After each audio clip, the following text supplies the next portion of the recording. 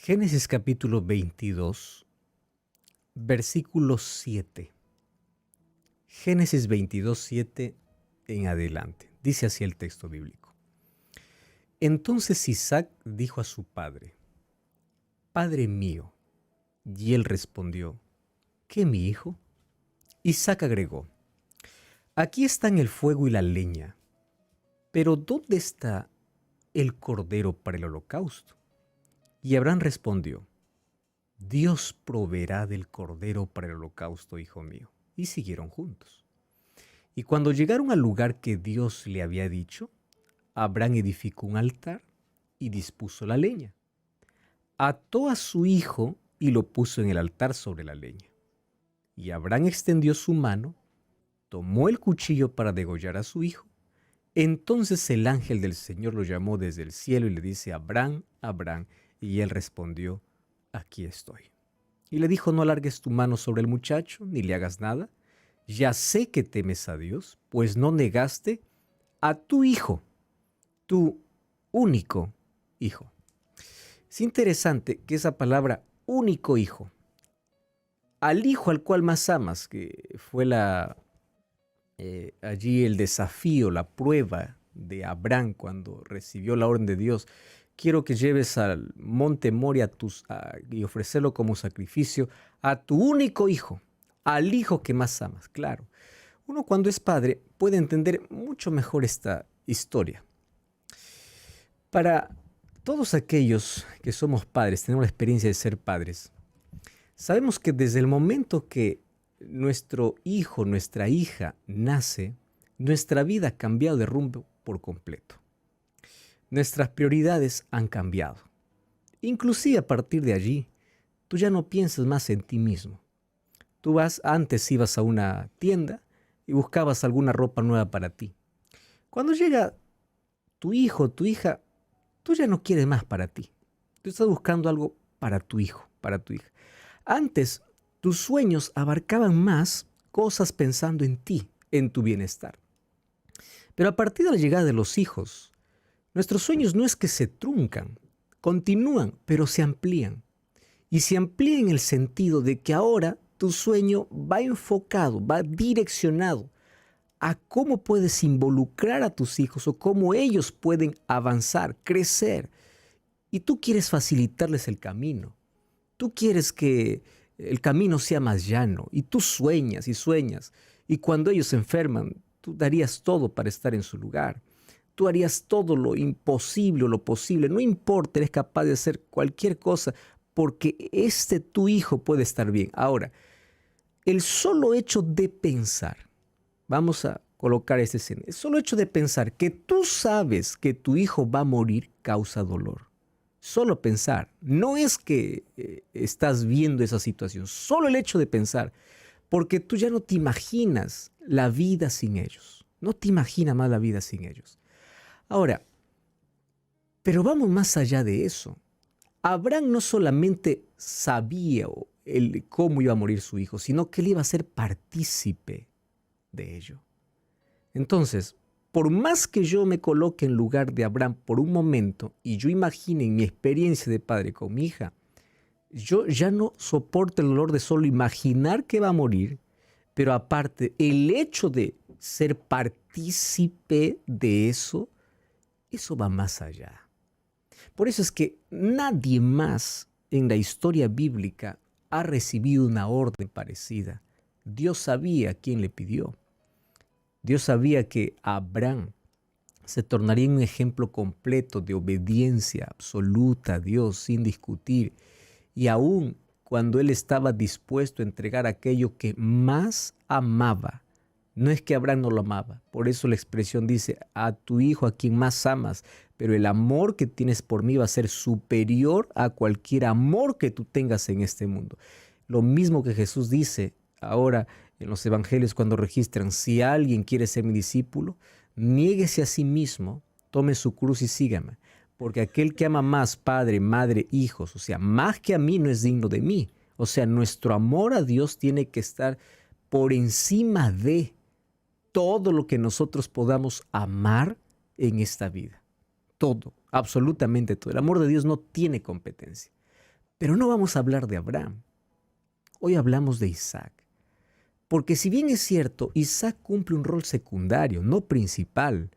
Porque aquí la prueba no es de Isaac, es la prueba de Abraham.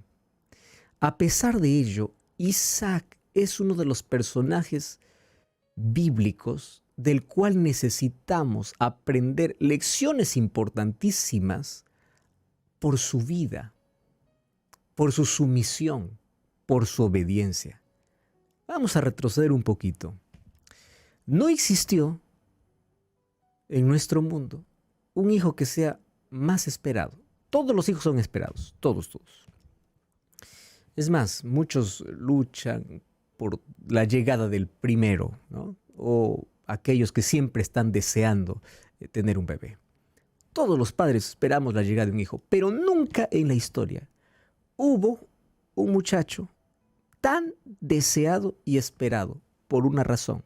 Aquí está la diferencia de todos aquellos que dicen, bueno, estoy esperando, pero había una razón. Este niño ya tenía una promesa de nacimiento. A diferencia de muchos padres que desean tener hijos, este ya tenía una promesa. Dios le había prometido, de ti saldrá un descendiente. Correcto. Pero los años pasaron y parece que aquella promesa al cual ellos se aferraban, a medida que el tiempo pasaba, se estaba acabando por dos razones. Primero, porque Sara era estéril, y luego porque Sara ya tenía 90 años y Abraham tenía 100 años. Imagínate, ¿qué esperanza humana? Humana no hay. No hay esperanza ni de parte de la ciencia, ni de la medicina, ni de nada. ¿Cómo? Eso es imposible. Pero Génesis 18 dice, ¿habrá algo imposible para Dios? Entonces, no es que llegó al límite, sobrepasaron los límites. Entonces Sara, cuando tenía 90 años, ella pudo dar a luz a un hijo. Fue el hijo más esperado porque la promesa fue dada años atrás y ellos esperaban. ¿Cuándo? Y a medida que avanzaba, parece que Dios no hace nada, parece que Dios se olvidó. Eso lo parece en nuestra perspectiva. Pero cuando ya no había absolutamente nada, ningún indicador de que este podría llegar, aun cuando la promesa estaba, Sara da a luz. Entonces, la llegada de Isaac era el resultado de una promesa, de una larga espera y de un milagro. Esas tres cosas acompañan la venida o la llegada de Isaac. Entonces, cuando Isaac llega a la vida, pues cambia la vida de Abraham y Sara, 90 y 100 años. Todos los que tenemos hijos sabemos que hay una alegría contagiosa cuando tenemos allí nuestro hijo. Más, imagínate, a esa edad, mucho mayor aún. Por eso que Isaac incluso significa risa, porque Sara se rió cuando escuchó otra vez más la confirmación de la promesa. Al próximo año vas a tener tu hijo. Ella tenía 89 años. ¿Cómo es posible? Y ahí le dice el ángel, ¿acaso hay algo imposible para Dios? Y bueno, cuando tuvo 90 años, allí tuvo a Isaac. Ahora, risa, eso significa Isaac. Risa. ¿Por qué? Es imposible. Es imposible que esto pueda suceder. Isaac llega a ser un milagro. Ahora, recuerda que antes incluso el nombre tenía mucho que ver con el carácter. ¿Será que Isaac se caracterizó por ser risueño, divertido, siempre de buen humor, siempre de risa? Lo que pasa es que conocemos poquísimos episodios narrados en la Biblia sobre la vida de Isaac. La vida de Isaac en el libro de Génesis corresponde a dos etapas específicamente. No hay detalles de toda su vida, pero está mostrada dos etapas.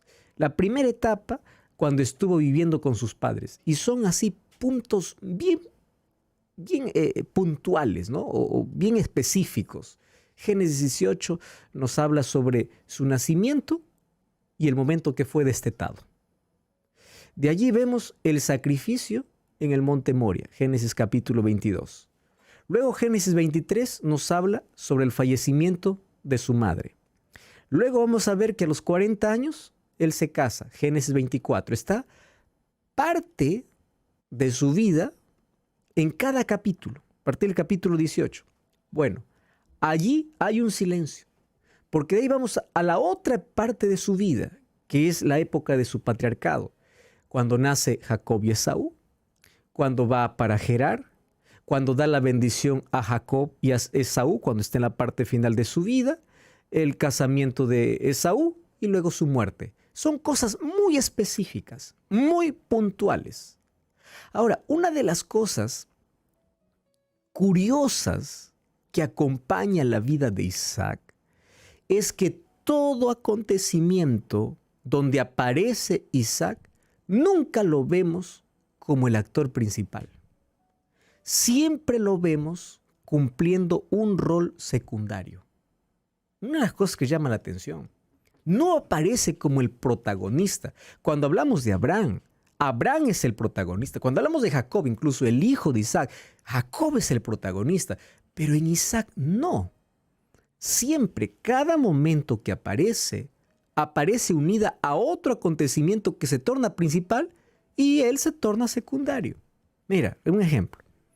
En Génesis capítulo 21 encontramos que en ocasión de el destete, mira, eso está mostrado en Génesis, ¿no? El momento que fue destetado, momento que le dijeron, no más vas a continuar aquí mamando. Ese momento hicieron fiesta. Uno puede pensar y puede decir así, bueno, en este momento el principal es Isaac, porque están haciendo una fiesta por ello. Y no, resulta que ese acontecimiento donde supuestamente es momento para poder decir que Isaac es el principal, ese momento es cuando Sara le exige a Abraham para que pueda despedir a Agar e Ismael. ¿Qué momento, no? Un momento así de fiesta. Muy bien, despide a Agar. Entonces, la fiesta hecha para Isaac se torna secundaria, porque ahora se enfoca ¿dónde? Se enfoca en que Agar es despedida, en Génesis capítulo 21, versículo 8 en adelante. Ahora, ¿quién es el principal? La historia se enfoca en Agar e Ismael. Otro evento, en el monte Moria. ¿Qué sucede en el Moria? Abraham lleva para Isaac obedeciendo la orden de Dios para ser ofrecido en sacrificio. Uno puede decir, bueno, aquí el rol principal lo cumple Isaac. No, el rol principal es de Abraham, porque es Abraham quien está obedeciendo. Y cuando hablamos de la historia del sacrificio de Isaac, no nos enfocamos en Isaac. ¿En quién nos enfocamos? En la prueba de fe, en el amor de Abraham, en lo que Abraham era capaz de hacer. Isaac cumple un papel importante, pero siempre en un rol secundario. En un rol secundario. No es de Isaac la prueba, es de Abraham la prueba. Ahora, en esta ocasión se revela una de las características sobresalientes e importantes de Isaac. ¿Qué cosa?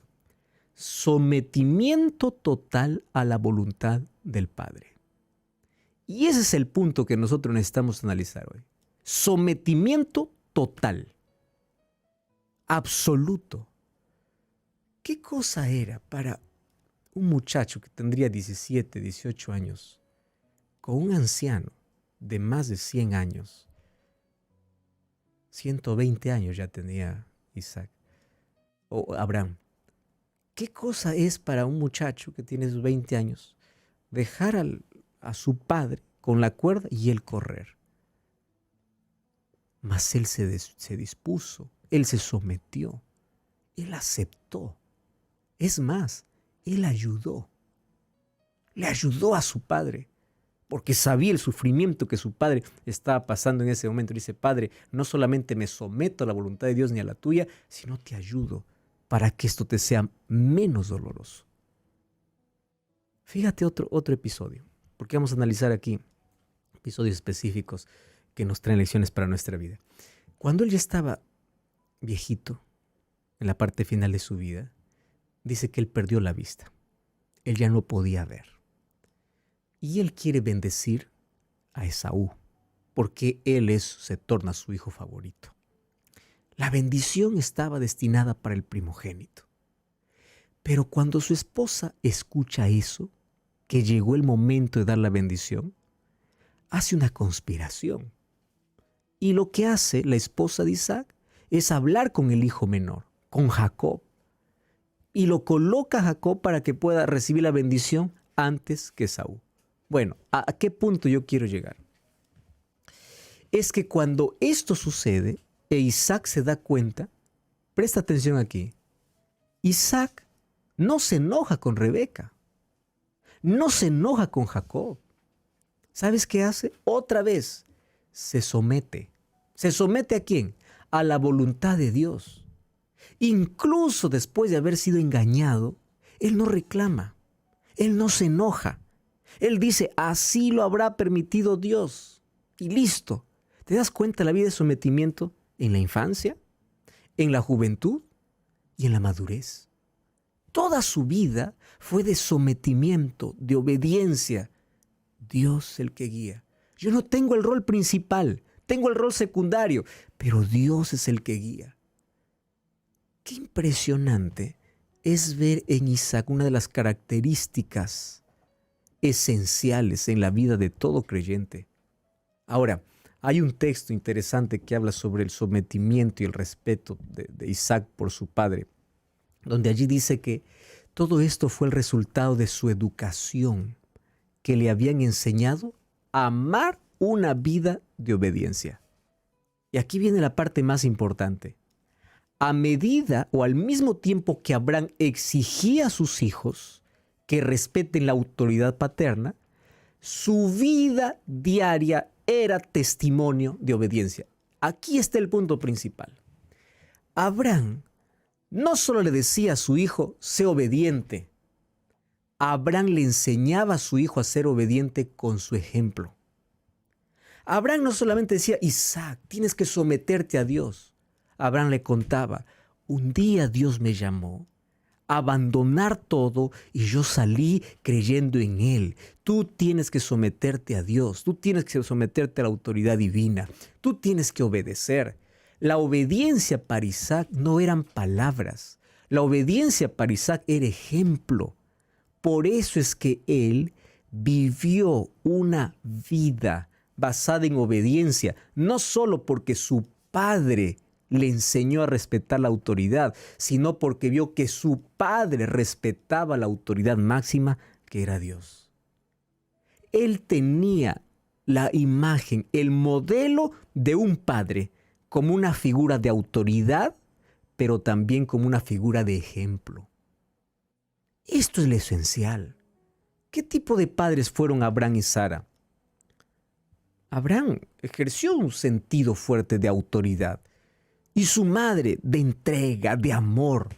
Esas dos peculiaridades, control y apego, afecto, pero también corrección y ejemplo, hicieron que Isaac pueda tener una vida de obediencia sin importar el rol que él ejercía en la vida, porque él sabía que la obediencia trae una recompensa extraordinaria. ¿Cuánto necesitamos en la vida nosotros aprender a tener una obediencia voluntaria, a someternos a los planes de Dios, a respetar la autoridad de nuestros padres? Hoy vivimos en una generación donde las cosas están al revés. Los padres son los que respetan la voluntad de los hijos. Hoy vivimos en una generación donde los hijos no tienen un modelo de obediencia a quien seguir. Porque los mismos padres que le dicen a sus hijos sean obedientes, no ven que sus padres son obedientes ni a las autoridades ni a Dios. Entonces, ¿cuál es el ejemplo que ellos reciben? La obediencia es una opción. Cuando quiero, obedezco. Cuando me parece, obedezco. Cuando me conviene, obedezco. ¿Por qué? Porque eso ven en la vida de sus padres. Sus padres obedecen solo cuando quieren, cuando les conviene. Mas si ellos vieran que hay una figura de autoridad que les corrige, pero también que les dé el ejemplo, sería mejor. Y estas son las lecciones que da la vida de Isaac, tanto para los padres como también para los hijos.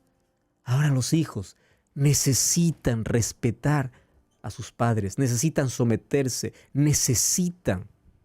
porque si ellos no aprendieron a respetar la autoridad dentro de casa, no respetarán ninguna autoridad fuera de casa. Es interesante ver en la vida de Isaac que aunque él no cumplió ningún rol principal, él siempre se tornó obediente. Siempre. Ejemplo y disciplina. Muchos de los padres estamos dispuestos solamente a dar disciplina, pero no ejemplo. Isaac me enseña que es mejor obedecer a Dios, porque su padre lo enseñó y en la vida de su padre lo vio. Sumisión. Cuando nosotros aprendemos eso en la vida, entenderemos que eso nos trae recompensas extraordinarias. Y hoy queremos que Dios pueda ayudarnos como padres a ser como Abraham, a enseñar autoridad, pero también ejemplo. Y como Isaac, a someternos ante la autoridad y obedecer a nuestros padres y a Dios. Ora conmigo. Gracias, Señor, por tu palabra. Ayúdanos a serte obedientes, a someternos a tus planes, a tu autoridad y a hacer tu voluntad en nuestra vida. Enséñanos, ayúdanos. En el nombre de Jesús te pedimos. Amén y amén.